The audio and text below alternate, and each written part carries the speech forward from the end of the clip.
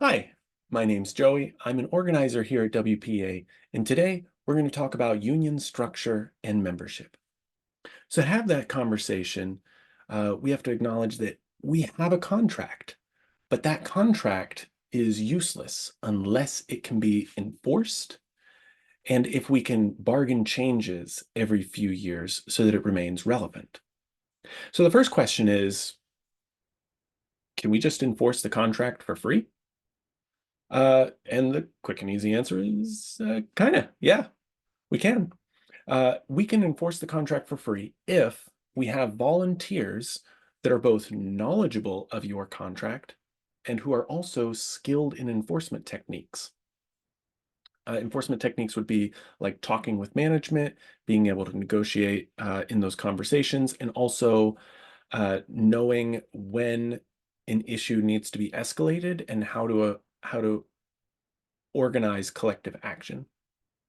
There is a bit of a caveat here where when the contract is violated, we file what's called a grievance.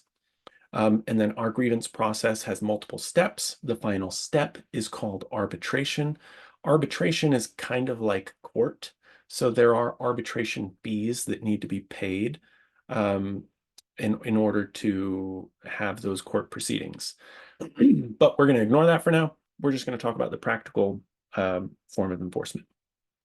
So if you have a volunteer that is both knowledgeable of your contract and skilled in enforcement techniques, we call these types of volunteers stewards. A steward is a coworker of yours. They most likely have a full-time job, but they can represent other union members in disciplinary meetings and other meetings where their working conditions are being discussed. These meetings are usually scheduled and they require the steward's undivided attention, usually for 30 minutes, an hour, or more. Because they're scheduled and they require such a large time investment, not every volunteer steward is going to be allowed to participate if they do not have the bandwidth for it. So if management needs that employee to perform the job that they are paying them for, then they can't volunteer their time as a steward. In addition to that, stewards, because they're also employees, they are still susceptible to retaliation. Even though union representation is a protected act, you can still be retaliated against. Beyond that, enforcement requires a lot of research and it requires a lot of time spent meeting with members, answering questions, and if collective action is required, it takes even more time and work to organize. Because of that, uh, we have a different type of volunteer that does not represent members, but does assist in actions like that. And this type of volunteer we call a member leader. A member leader, again, is a coworker of yours. They most likely have another full-time job outside of their volunteer work as a member leader. But since they perform non-representational work, they're less likely to be blocked from participating since the work doesn't have to be scheduled. It takes 5 minutes to go walk down the hall and hang a flyer or go have a short chat with somebody. Even still, since they are employees, they are still susceptible to retaliation. And so the threat of retaliation and the difficulty in scheduling are often the biggest barriers to being able to rely solely on volunteers for contract enforcement. To remedy this, we need someone whose entire schedule is dedicated to enforcing your contract, and this person must also be immune to retaliation. So the solution to this is for all of the members to put their money together in a big pot and fund somebody's salary. This funded position is what we call staff representatives. So a staff representative is employed by the union. Contract enforcement is their full-time job. It is what they do every day. And since they are not employed by the same employer as the members that they represent, they are immune to retaliation.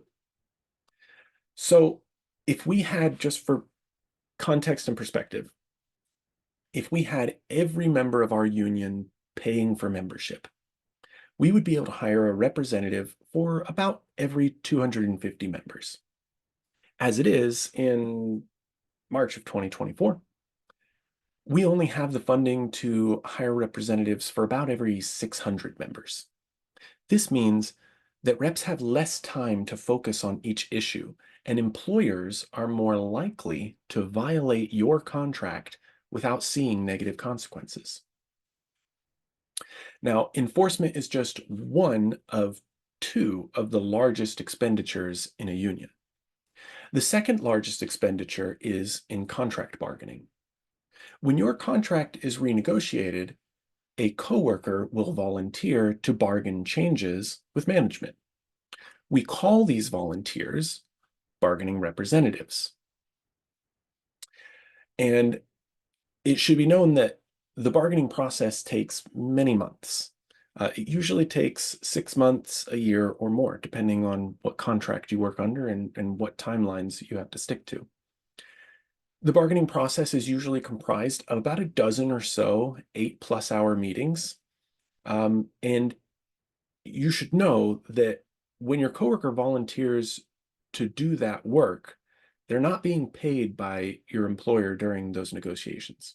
So that means that they have to either use vacation time or they have to take leave without pay. It's for this reason that the union funds paying these volunteers for their time. They are paid an equal amount as if they were being paid for that time by their employer. So whatever their regular rate of pay is, that's how much we give them. In addition, these volunteers may not know the processes or the laws associated with contract bargaining. And this is where another union position is really helpful. And we call that position the Contract Administration Director. This position is another full-time employee of the union, but this position focuses on relating contract enforcement to bargaining. Contract enforcement is handled by the representatives, and that is the majority of our staff. And what the contract administration director does is they talk with the reps throughout the year, and the reps can then convey this language in the contract isn't really working. A lot of employers are misreading it or misusing it, or it's really difficult to enforce because they're finding loopholes around it. And we need to try to close that language, or we don't have language for this kind of stuff at all. And that's what the contract administration director is there to do, is to understand where the pain points are and how we can focus on that when bargaining season comes up.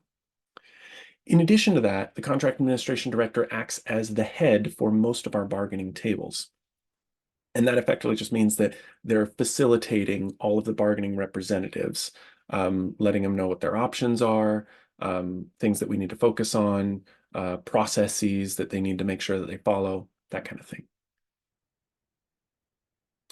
So again, for context and perspective, our prior contract administration director, Amanda Hacker, is now our president. And since we don't have the funding to replace her contract administration position, she's being forced to perform the duties in both positions as the president and the contract administration director. Now, a staff representative could also act in this capacity as head of a bargaining table.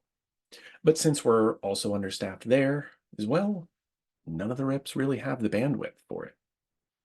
And it's these funding deficiencies that are the driving reason why we need more members. If we cannot effectively bargain or enforce a contract, then your contract becomes less relevant to the employer, and they will continue to act as if your rights under that contract do not need to be honored.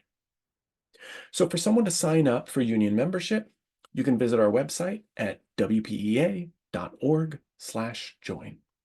And if you have any other questions, we're going to be putting out more training videos, or you can email me directly, and I'm always happy to make a training for you or answer any questions you have. My name is Joey. You can reach me at joey@wpea.org. And I want to thank everyone for hanging out with us, and have a great day. Bye.